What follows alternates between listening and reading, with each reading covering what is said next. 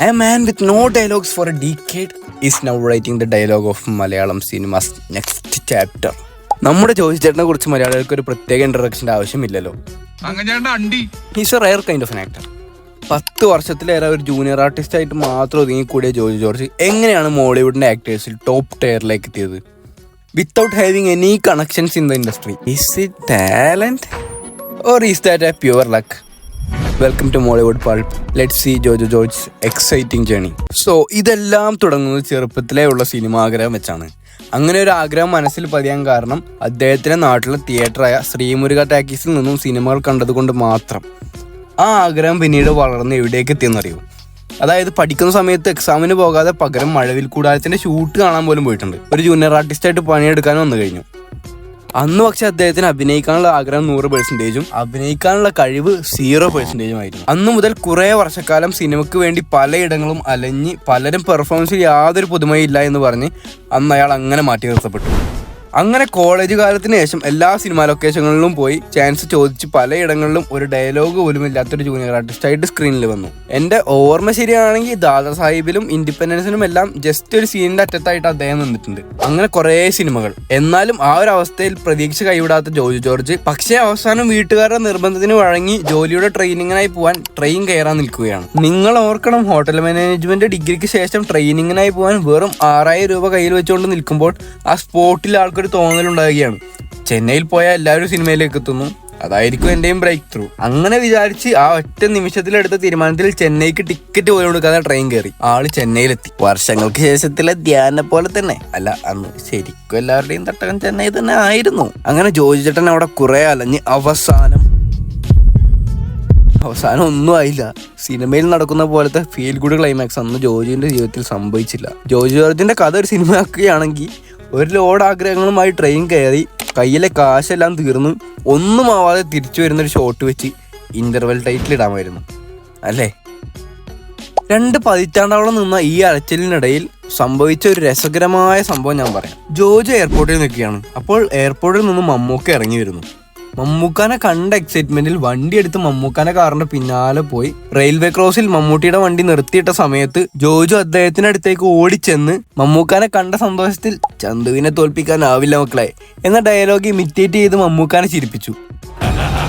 അങ്ങനെ ചെയ്ത ഒരാളാണ് ഇപ്പൊ മമ്മൂക്കാന്റെ കൂടെ മലയാള സിനിമയിൽ നിൽക്കുന്നത്. എന്താല്ലേ ലൈഫിന്റെ ഓരോ കാണികളെ. അങ്ങനെ കുറെ കഷ്ടപ്പാടിന് ശേഷമാണ് ജോജുവിന് തിരക്കേടില്ലാത്തൊരു നല്ലൊരു വേഷം കിട്ടിയത്, അതും ബെസ്റ്റ് ആക്ടറിൽ. അപ്പിയറൻസ് ഒക്കെ ആയിട്ട് അപ്പിയറൻസ് ഒക്കെ എങ്ങനെ വേണേലും ഞാൻ മാറ്റാം സാർ. ആറ്റിറ്റ്യൂഡ് അതല്ല പ്രശ്നം, മൊത്തത്തിലുള്ള ഒരു സെറ്റപ്പാ. ഇങ്ങനെ ഒരു പാവത്താലുക്കുള്ള കഥാപാത്രങ്ങളല്ല നമ്മുടെ സിനിമയിലുള്ളത്. നിങ്ങൾ ഓർക്കണം, ഒരു ഡയലോഗെങ്കിലും ഉള്ള ഒരു ആക്ടർ ആവുന്നത് 10 വർഷത്തിന് ശേഷം ബെസ്റ്റ് ആക്ടറിലാണ്. പക്ഷേ ഒരു കരിയർ ബ്രേക്ക് ത്രൂ ആവശ്യമുള്ള സമയത്താണ് കുഞ്ചാക്കോവിന്റെ കൂടെയുള്ള പുല്ലിപ്പുലികളും ആട്ടിൻകുട്ടിയും സംഭവിച്ചത്. അതിലൂടെ ജോജു കൂടുതൽ തിരിച്ചറിയപ്പെട്ടു. തന്റെ അഭിനയത്തിൽ ഒട്ടും കോൺഫിഡന്റ് അല്ലായിരുന്നു ജോജുവിന്. അന്ന് പലരും കോമഡി വർക്കായി എന്ന് പറഞ്ഞ് പ്രശംസിച്ചത് വലിയൊരു ആശ്വാസമായി. ആ ഒരു കോമഡി ടൈപ്പ് കാസ്റ്റഡ് ഫേസ് പിന്നെ അങ്ങനെ രാജാതിരാജയിലും കസിൻസിലും ലുക്കാച്ചപ്പിയിലും ആക്ഷൻ ഹീറോ വിജുവിലും ഈ സിനിമകളിലൊക്കെ ആയി തുടർന്നു. ഗൈസ്, ഇതുവരെ ഞാൻ പറഞ്ഞതെല്ലാം അദ്ദേഹത്തിന്റെ സ്ട്രഗ്ലിംഗ് പീരീഡിനെ കുറിച്ചാണ്. 20-22 വർഷം സിനിമയ്ക്ക് വേണ്ടി സിനിമയ്ക്ക് പുറകെ ഓടി സിനിമയെ തോപ്പിച്ച്. അതെ, തോപ്പിച്ചു. പക്ഷെ എപ്പോ? ഈ ഒരു 2018 കാലഘട്ടം വരെ ഒരുപാട് സിനിമകൾ ചെറിയ സപ്പോർട്ടീവ് റോൾസ് ചെയ്തിട്ടുണ്ട്. ഒരുപാടെന്ന് വെച്ചാൽ ഈ വീഡിയോയിൽ പറഞ്ഞാൽ തീരില്ല, അത്രയും. പക്ഷെ ഇനിയാണ് ശരിക്കുമുള്ള കളി തുടങ്ങാൻ പോകുന്നത്. 2018 ജോജുവിന് കിട്ടിയ ലോട്ടറിയാണ് ഷായി കബീറിന്റെ സ്ക്രിപ്റ്റിൽ വന്ന the big break through. Joseph, oh man, what a performance. ആ ജോസഫിലൂടെയാണ് ഇയാളിൽ ഇത്രയും ഇന്റൻസ് ആയിട്ടുള്ള ഒരു ആക്ടർ ഉണ്ടെന്ന് മലയാളികൾ മനസ്സിലാക്കിയത്. ജോസഫ് പ്രൊഡ്യൂസ് ചെയ്തതും അതിലൊരു പാട്ടിന്റെ ഒരു നല്ല ഭാഗം പാടിയതും ജോജു തന്നെയാണ്. ഇതൊക്കെ നിങ്ങൾക്ക് അറിയാവുന്ന കാര്യമാണല്ലോ. ജോസഫിന് ബെസ്റ്റ് ആക്ടർക്കുള്ള ഫിലിം ഫെയർ അവാർഡും മറ്റു പല അവാർഡുകളും കിട്ടി. അതിനുശേഷം കരിയർ ഗ്രാഫ് മാറി. പിന്നെ ജൂൺ വൈറസ്, ദെൻ ദ കാട്ടാളൻ. അത് മറ്റൊരു ഫയർ സാധനല്ലേ, വല്ലാത്തൊരു പ്രത്യേക ഓറയാണ് മൂപ്പർക്ക്. ഇൻഡസ്ട്രിയിൽ പ്രത്യേകിച്ച് കണക്ഷൻസ് ഒന്നും ഇല്ല എന്ന് പറഞ്ഞെങ്കിലും ജോജുവിന്റെ ഒരു ഗോഡ് ഫാദർ ആയിട്ട് നമുക്ക് വിശേഷിപ്പിക്കാൻ പറ്റുന്ന ഒരാളാണ് മമ്മൂക്ക.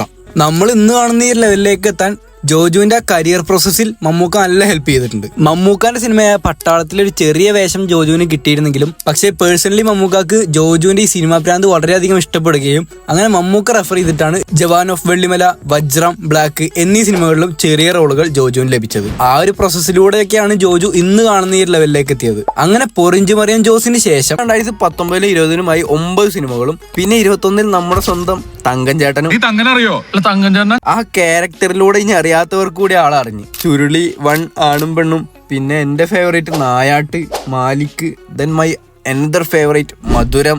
ഇതൊക്കെ ഏറെ പ്രേക്ഷകർ ഇഷ്ടപ്പെട്ട സിനിമകളാണല്ലോ. ഇപ്പോൾ ആസ് എൻ ആക്ടർ ജോജുവിന്റെ കരിയർ ഗ്രാഫ് ഇതേ ഇങ്ങനെയാണ്. ഇനി ഇതിന് ശേഷമുള്ള സിനിമകൾ ഞാൻ പ്രത്യേകിച്ച് എടുത്ത് പറയണ്ടല്ലോ, എല്ലാവർക്കും അറിയാവുന്ന കാര്യമാണത്.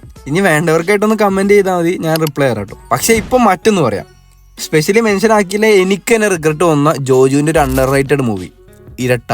നിങ്ങൾ ഓൾഡ് ബോയ് വിൻസിൻറ്റീസ് ഒക്കെ കണ്ടിട്ടുള്ളവരാണോ? എങ്കിൽ നമ്മുടെ മലയാളത്തിന്റെ that kind of genre movie ഇരട്ടയാണ്. തീർച്ചയായും കണ്ടിരിക്കേണ്ട സിനിമ. ഇരട്ട കണ്ടവർ ഈ വീഡിയോ കാണുന്നുണ്ടെങ്കിൽ നിങ്ങളുടെ അഭിപ്രായം ഒന്ന് കമന്റ് ചെയ്യണേ. സീനിൽ എവിടെയോ ഉണ്ടായിരുന്ന ഒരാൾ ഇപ്പോൾ ഇൻഡസ്ട്രിയുടെ ജെമ്മായി മാറി. Now he's an director, producer, singer and intense actor. ജോജുവിന്റെ ഡയറക്ഷനെ കുറിച്ച് ഇനി എന്താണ് നിങ്ങളുടെ അഭിപ്രായം? പണി അറിയാവുന്ന ഒരാൾ തന്നെ എടുത്തതാണെന്നാണ് എന്റെ അഭിപ്രായം. നല്ല ഗംഭീര പണി എന്നാണ് എനിക്ക് പറയാനുള്ളത്. ഇനി നമുക്ക് ആക്ടിംഗ് ഗ്രാഫ് മാറ്റി പ്രൊഡ്യൂസർ ഗ്രാഫ് നോക്കാം. ആഫ്റ്റർ ബീം ബ്രോക്ക് ഫോർ ഇയേഴ്സ്, ലൈക്ക് കടം മേടിച്ച് റോൾ ചെയ്ത് ഒടുക്കുമ്പോൾ എല്ലാം പൊട്ടി വീട്ടിൽ തന്നെ ഇരുന്ന് അങ്ങനെ ഒരു ലൂപ്പ് ലൈഫ് ജീവിച്ചിരുന്ന ഒരാൾ now he's an movie producer. കോടികളുടെ കളികൾ. ഒന്ന് ആലോചിച്ച് നോക്ക്, അയാൾ എത്ര ഗ്രേറ്റ്ഫുൾ ആയിരിക്കും ഈ ഒരൊറ്റ കാര്യം ഓർത്താൽ തന്നെ. അങ്ങനെ ജോജു പ്രൊഡ്യൂസ് ചെയ്ത സിനിമകളാണ് ചാർലി, ഉദാഹരണം സുജാത, ജോസഫ്, ചോല, മധുരം, ഇരട്ട. ഇനി ഞാൻ എന്റെ പേഴ്സണൽ ഫേവറേറ്റ് ആയിട്ടുള്ള ജോജു മൂവീസ് പറഞ്ഞാലോ? നീ ഒന്നും പണയണ്ട. അല്ല പറയാം, നായാട്ട്, ഇരട്ട, മധുരം. ഓ മാൻ, ഐ റിയലി വിഷ് ദാറ്റ് മധുരത്തിന് സെക്കൻഡ് പാർട്ടിൽ അയാളുടെ ജീവിതത്തിൽ ഒരു മെഡിക്കൽ മിറാക്കിൾ സംഭവിക്കണമെന്ന്. കാണാത്തവർക്കായിട്ട് ഞാൻ സ്പോയിൽ ആക്കുന്നില്ല. പിന്നെ നമ്മുടെ പൊറിഞ്ചു, ജോസഫ്, ഇതൊക്കെയാണ് എന്റെ ഫേവറേറ്റ്സ്. നിങ്ങളുടേതോ? ജോജുവിനെ കുറിച്ച് തന്നെ പറയുന്നത് ഇതൊരു പ്യുവർ ലക്കാണെന്നാണ്. പക്ഷെ ഐ തിങ്ക് ഷാഹി കബീറിന്റെ സ്ക്രിപ്റ്റിൽ അന്ന് അഭിനയിക്കാൻ കഴിഞ്ഞത് ലക്കാണ്. പക്ഷെ ജോസഫിനെ പ്രേക്ഷകരിൽ അത്രയും ടോപ്പായി കൊണ്ടുവന്നത് ടാലന്റ് ആണ്. അവിടെ നിന്നായിരുന്നല്ലോ ബ്രേക്ക് ത്രൂ. സാക്ഷാൽ കമലഹാസൻ വരെ അദ്ദേഹത്തിന്റെ അഭിനയത്തോട് അസൂയാണ് എന്ന് വരെ പറഞ്ഞിട്ടുണ്ട്. Even though Joju himself was not confident in it. So guys, ജോജുവിന്റെ ഈ സിനിമയോടുള്ള പ്രാന്ത് ഒരാളും ഒരിക്കലും ഫോളോ ചെയ്യാൻ കൂടി പാടില്ലാത്ത ഒരു കാര്യമാണെന്ന് അദ്ദേഹം ഒരു ഇന്റർവ്യൂവിൽ പറഞ്ഞിട്ടുണ്ട്. പക്ഷെ ഇദ്ദേഹത്തിന്റെ ഈ ഒരു കരിയർ ഗ്രാഫ് പലർക്കും ഒരു ഇൻസ്പിറേഷൻ ആണ്. സിനിമാ ഫീൽഡിൽ ഒന്നുമില്ലായ്മയിൽ നിന്നും ഇത്രയും വലിയൊരു ലെവലിലേക്ക് വളരാൻ ജോജുവിന് സാധിച്ചെങ്കിൽ നമുക്കും നമ്മൾ ആഗ്രഹിച്ച പൊസിഷനിലേക്ക് വളരാൻ കഴിയും. നിങ്ങൾക്കും കഴിയട്ടെ എന്ന് ആശംസിച്ചുകൊണ്ട് ഞാൻ ഈ വീഡിയോ നിർത്തിയാണ്. സോ ഗൈസ്, ഒട്ടുമിക്ക എല്ലാ കാര്യങ്ങളും ഈ വീഡിയോയിൽ നിങ്ങൾക്ക് വേണ്ടി ഞാൻ ഉൾപ്പെടുത്തിയെന്നാണ് ഞാൻ വിശ്വസിക്കുന്നത്. അപ്പോൾ ഇന്നത്തെ വീഡിയോ അവസാനിപ്പിക്കുകയാണ്. വീഡിയോ ഇഷ്ടമായ ലൈക്ക് അടിക്കുക, ഇഷ്ടപ്പെട്ടില്ലെങ്കിൽ ഡിസ്ലൈക്ക് അടിച്ചോ. ഇതുപോലത്തെ ക്വാളിറ്റി കണ്ടന്റ്സിനായിട്ട് ചാനൽ സബ്സ്ക്രൈബ് ചെയ്യുക. അപ്പോൾ അടുത്ത നല്ലൊരു വീഡിയോയിൽ കാണുന്നവരെ ബൈ ബൈ.